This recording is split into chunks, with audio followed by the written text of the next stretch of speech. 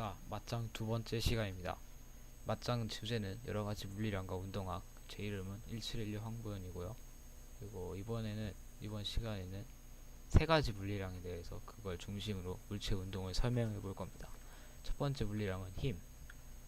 힘은 저번 시간에 했기 때문에 많은 부분 넘어갈 거고요. 좌표계에 설명하면 좌표계는 기준, 벡터를 나타낼 때 기준이 되고, 좌표계는 두 가지, 관성좌표계와 비관성좌표가 있는데, 관성좌표계는 정제 있거나 일정 방향에 등속도하는 좌표계, 그러니까 물리 법칙이 동일하게 적용되죠. 비관성 좌표계는 가속도를 가지고면서 운동하고 있는 좌표계. 비관성 좌표계 내부에 있는 물체는 그 좌표계 가속도와 반대 방향 같은 크기 가속도에 대한 관성력을 받아요. 그렇고요. 대표적인 예로 등속 운동하는 지하철, 정지해 있는 방, 이게 관성 좌표계 둘의 운동 법칙 똑같고, 그리고 가속 감속하는 지하철, 이때 가속하는 방향의 반대 방향으로 현자비가 쏠리게 되죠. 원형 트랙을 돌고 있는 차처럼 운동 방향표에도 관성력을 이렇게 원심력처럼 받게 돼요. 그래서 이 힘으로는 또 F는 ma 이렇게 해서 가속도를 분석하고 2차원 운동 분석하면 이렇게 좌표축 나눠서 x축, y축 가속도를 구할 수 있죠. 그렇게 해서 운동을 설명할 수 있어요. 그리고 운동량 중요하죠. 운동량, 힘과 운동량의 일단 운동량 정의는 P는 mv, m 곱하기 v죠. 이게 P의 운동 방향과 운동 정도를 모두 포함하고 있는 물리량이라서 운동 상태를 나타내는 물리량을 말할 수 있어요. 그래서 힘과 운동의 관계가 있는데, 힘의 식 F는 ma에서 이렇게 쭉쭉 정리하다 보면은 이게 F는 그 운동량의 시간 변화를 이라는 결론이 나오게 돼요. 그래서 이거에 대해서 적분을 해보면은 이렇게 적분하면은 시간, 그러니까 운동량의 변화량이 나오게 되고, 이거를 특별히 충격량이라고 부르게 되죠. 그래서 운동량 보존은 간단하게 이 앞에서 구한 이 식에서 만약에 외부 알짜임이 0이다 라고 하면은 이 운동량 변화가 0이 되죠. 그래서 모든 순간에 대해서 초기 운동량이 보존된다 라는 게 운동량 보존이고요. 그래서 충돌에 대해서 설명할 건데, 충돌 계수는 간단하게 이렇게 충돌 상황을 설정하고, 여기서 충돌 계수는 충돌 전 후의 상대 속도의 비다. 이 충돌 속도가 왜 중요하냐, 충돌 계수가 0이면은 완전히 붙어서 운동하는, 나중 상대 속도 0이니까 비탄성 충돌, 0에서 1인 게 가장 보편적인 그냥 비탄성 충돌.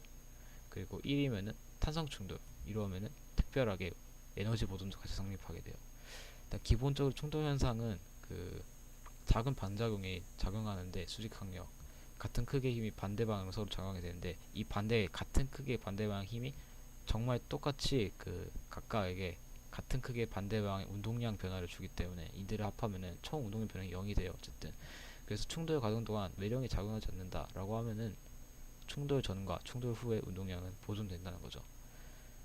그래서 1차원 직선상의 충돌에 대해 살펴보자는 충돌 상황을 이렇게 설정하고, 운동량 x축 운동량 보존식 하나, 그리고 이 충돌 계수 정의식을 이렇게 2항에서 쓰고, 이 둘을 연립하면 이렇게 나중 충돌 후 속도를 이렇게 구할 수 있습니다.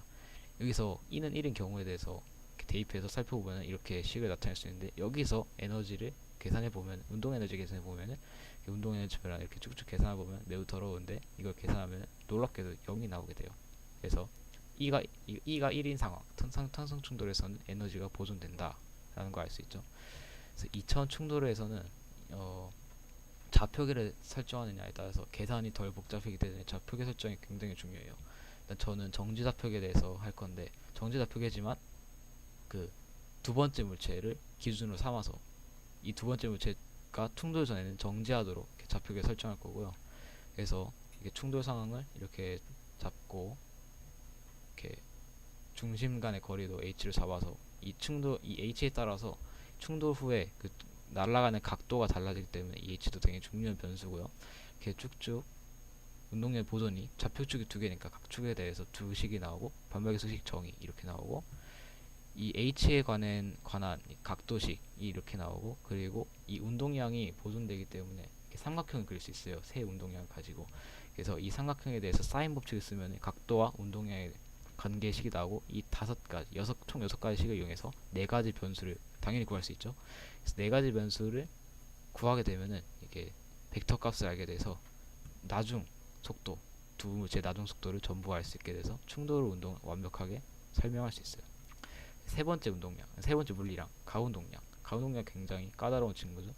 일단은 이 병진 운동에 썼던 힘, 운동량, 질량 같은 거를 전부 회전 버전을 끌어들여서 토크, 회전 관성, 가운동량으로 변환할 거예요.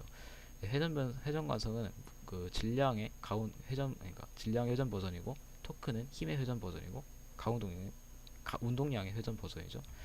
그 뭐냐, 일단은 그 정의라는 게 거의 똑같기 때문에 뭐 거의 그 각각의 대응시키는 식들을 전부 대입하면 전부 똑같게 나오거든요. 그래서 이 부분은 간단하게 넘어가도록 하고, 이렇게 뭐냐, F는 dp dt였죠.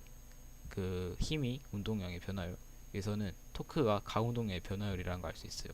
그래서 이 식에 대해서 토크가 0일 때 가운동량이 보존되는 걸 알 수 있죠. 그래서 그 피겨스케이트 선수가 그 피겨스케이팅 할 때 그 다리를 펴고 있다가 갑자기 다리를 줄였다, 그러니까 회전축을 중심으로 몸을 오므렸다고 하면은 이 전체적으로 질량이 지금 회전축에 대해서 쏠리기 때문에 그 회전 관성 I가 작아지게 되고, 근데 이 빙판길에서 토크는 받지 않기 때문에 L은 일정에 유지되죠. 그래서 항상 오메가가 올라가게 돼요. 그래서 회전 속도가 올라가게 되고, 그리고 아름다운 움직임을 볼 수 있는 거죠. 네, 끝입니다.